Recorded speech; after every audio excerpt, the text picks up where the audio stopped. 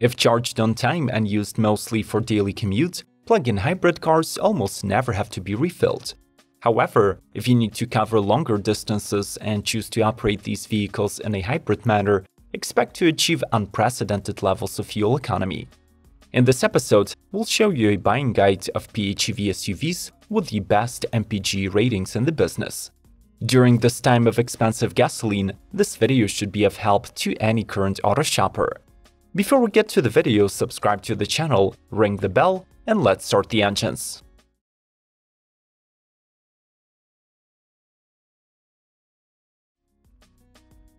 Kia Niro PHEV. Those times when Kia's subcompact crossover would sink to the bottom of your shopping list are finally gone. The second generation captures the eye with its futuristic exterior, directly inherited from the Habaniro concept, and price-wise, it gets one of the most tech-advanced interiors in the business. Just like the new Sportage, the smaller sibling gets Neo Tiger nose front and Heartbeat DRLs. There are contrasting panels going along the sides and in the back, ruggedized wheel arches, Y-spoke wheels, and modern vertical stoplights. As usual, the powertrain will be offered in three guises: strong hybrid, plug-in hybrid, and all-electric. The PHEV mod continues to rely on a 1.6-liter turbo four-cylinder paired with a 6-speed DCT and front-wheel drive. In total, the output was boosted to 180 horsepower, and the battery capacity now reaches 11.1 kWh. As a result, the 2023 Kia Niro PHEV will cover a daily electric commute of 37 miles, and its efficiency was boosted to 105 MPGe. Internally, this crosshatch ascends to a whole new level by transitioning to the use of sustainable materials like Bio-PU, eucalyptus leaves, and BTX-free paint.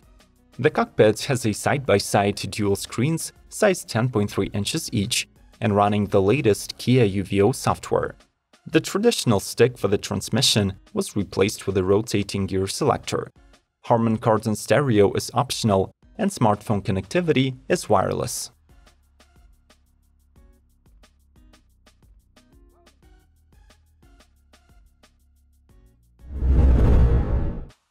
Lexus NX 450h+.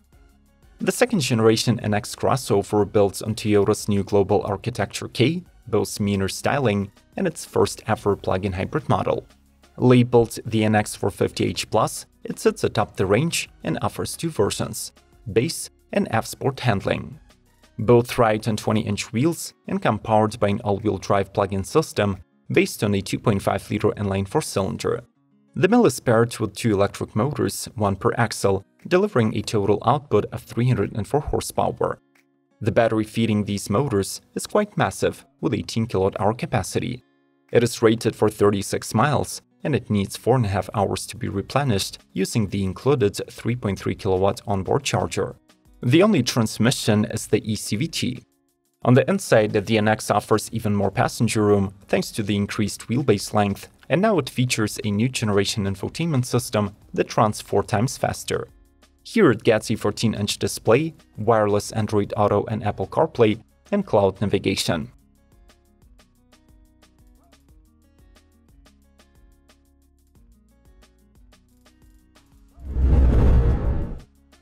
Hyundai Tucson PHEV. In addition to the new underpinnings and completely revamped styling, the 2022 Hyundai Tucson brings a wider engine portfolio that also includes its first plug-in hybrid member. The Tucson PHEV retains the A-lane styling of the regular model, and it is distinguished only by a few badges and a charging flap. The power comes from a 1.6-liter turbo four-cylinder that makes 180 horses and comes paired to a 6-speed automatic gearbox. It is assisted by a 90-horsepower motor that is fed by a 13.8 kWh battery, providing 33 miles of electric driving.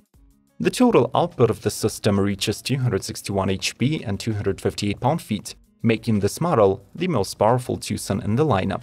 Since the PHEV is only available in the upper-level SEL and Limited trims, customers are getting standard LED lighting, 19-inch wheels, heated seats, high-quality cloth or leather upholstery, and a digital instrument cluster measuring 4.2 or 10.25 inches. By liking this video, you'll be supporting our channel and making sure that the stream of videos keeps flowing. How hard can it be? Just smash it and let's proceed.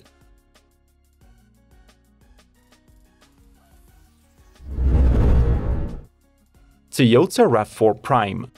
The overall yearly sales for the hybrid version of America's favorite crossover are nearing 150,000, out of which almost 20% are Prime plug-in. Since most changes are concentrated under its skin, from the outside the model is distinguished only by blue badge details and a charging flap. The power comes from the very familiar 2.5-liter Atkinson cycle 4-cylinder. It was strengthened with the next-gen motor generators, a booster converter, and a large-capacity battery. The latter is good for 42 zero-emission miles, while the system is rated for 302 horses and 5.7 seconds 0 to 60. In the hybrid mode, the RAV4 Prime also promises 94 MPGe efficiency, with a maximum range of a full tank and battery reaching 600 miles. The crossover is also equipped with the on-demand all-wheel drive and 7 driving modes. Its trim selection includes just 2 higher-end models, SE and XSE. Both offer full LED lighting, smartphone integration, 7-inch digital dashboards, 8 or 9-inch infotainment, and an optional head-up display.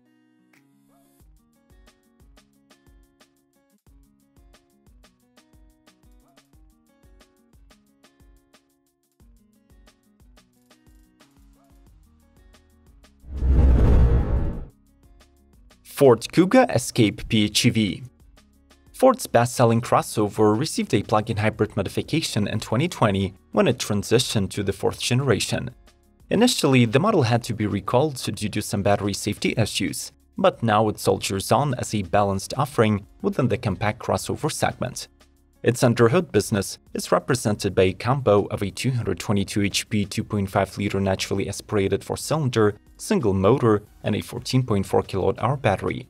The pack does not have a fast charge option, and therefore the battery replenishment cannot be done faster than 3.5 hours, though 105 MPGe efficiency outweighs the inconvenience of the slower charging rate. The Escape aka Kuga claims to offer a mid-size level of practicality. When the rear seats are folded, there are 65.4 cubic feet of storage and a sliding rear bench. This family SUV comes in 3 major trims, SE, SEL, and Titanium. Spending more gives you access to a panoramic vista roof, 10-speaker Bang & Olufsen sound system, digital dashboards, and Ford Co-Pilot 360.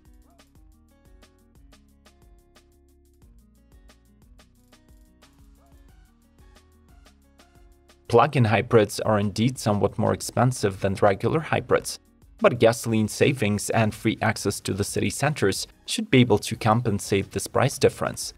Do you agree that PHEVs are a viable option for a daily commute? What do you think about the presented models? Let's discuss all of this in the comments. Subscribe, like, and share, and watch more. The links are on the screen. May the torque be with you, and glory to Ukraine!